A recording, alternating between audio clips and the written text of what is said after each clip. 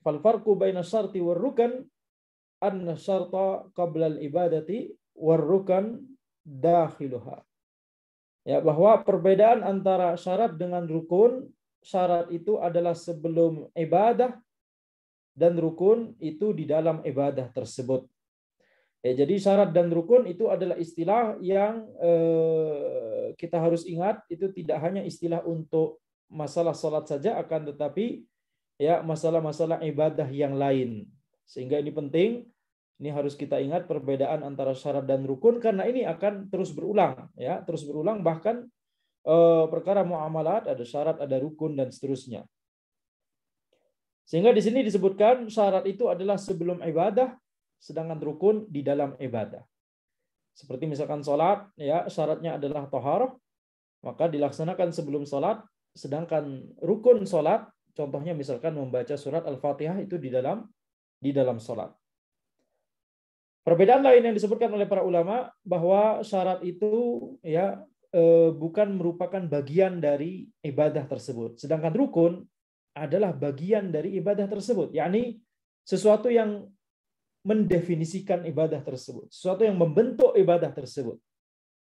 Jadi contoh kalau misalkan kita contohkan dengan sholat lagi, ya, maka sholat memiliki syarat yaitu taharah, wudu misalkan, maka wudu itu sesuatu yang berbeda dengan sholat. Wudu itu sesuatu yang berbeda. Wudu itu adalah amalan ibadah sendiri, sholat adalah amalan ibadah sendiri, begitu ya. Jadi berbeda. Adapun ya rukun sholat, misalkan salah satu rukun sholat adalah membaca Al-Fatihah, maka membaca Al-Fatihah itu adalah salah satu ya bagian dari sholat itu sendiri. Sesuatu yang membentuk sholat itu, membentuk amalan ibadah yang namanya sholat. Kemudian perbedaan lain yang disebutkan oleh para ulama adalah bahwa ya kalau syarat itu harus selalu ya ada hingga berakhirnya ibadah. Dari awal ibadah sampai berakhirnya ibadah tersebut syarat harus ada. Adapun rukun tidak harus. Ya, rukun itu biasanya ya berhenti kemudian dilanjutkan dengan rukun yang lain atau sesuatu yang lain, begitu ya. Seperti misalkan sholat, maka syarat sholat, di antara syarat sholat adalah wudu, maka kita harus memiliki wudu dari awal hingga akhir sholat. Kalau wudu kita batal di tengah-tengah sholat, maka sholatnya batal.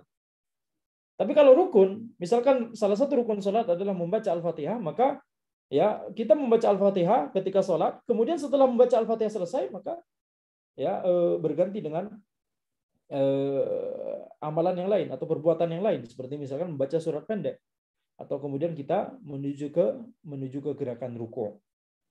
Ya, maka kalau syarat itu harus ada hingga akhir ibadah, dari awal ibadah tersebut hingga akhir ibadah.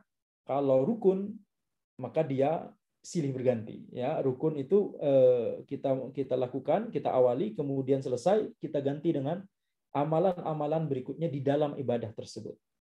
Itu perbedaan antara syarat dan rukun.